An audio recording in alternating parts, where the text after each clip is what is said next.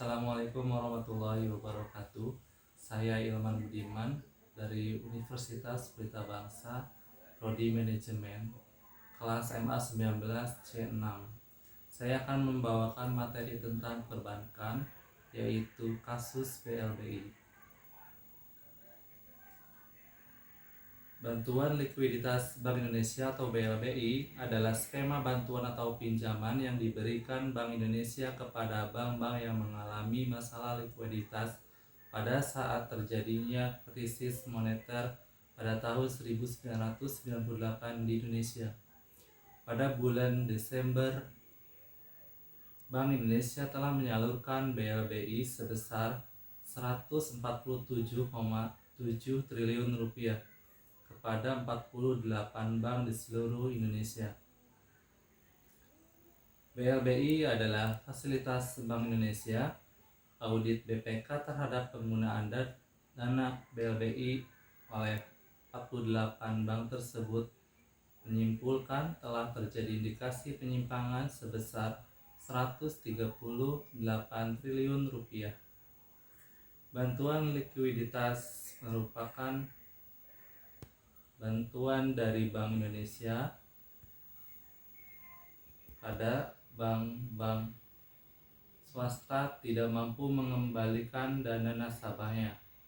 Pada titik ini berarti bank tersebut berada pada titik terendahnya atau bisa dikatakan hampir bangkrut. Contoh, pada krisis moneter waktu tahun 1997 sampai 1998, Presiden Soeharto akhirnya mengambil keputusan bahwa Bank Indonesia harus segera membantu bank-bank yang hampir bangkrut tersebut.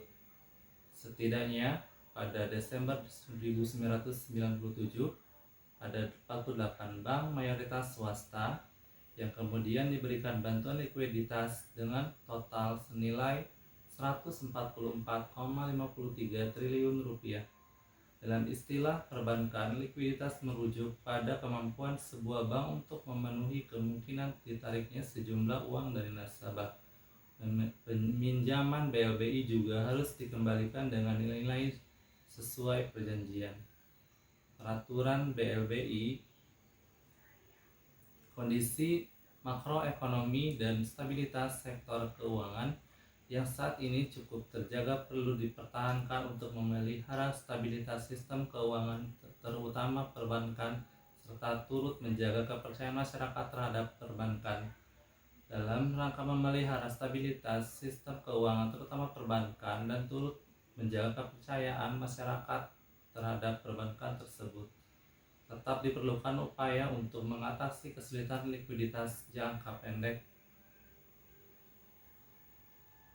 Upaya untuk mengatasi kesulitan likuiditas jangka pendek dimaksud merupakan salah satu cara pencegahan dan penanganan krisis sistem keuangan yang dapat ditempuh melalui penyediaan pinjaman likuiditas jangka pendek atau PLJP pada bank.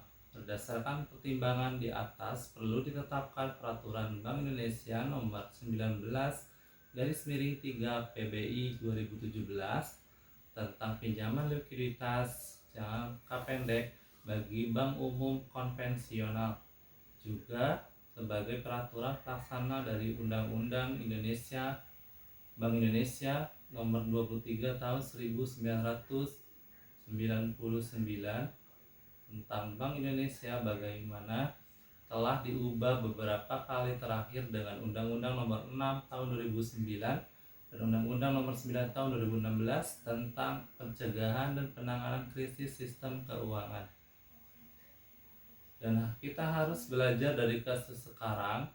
Ini Menteri Keuangan Sri Mulyani Indriawati menekankan pentingnya penguasaan atas aset atau barang milik negara dari tangan mafia tanah.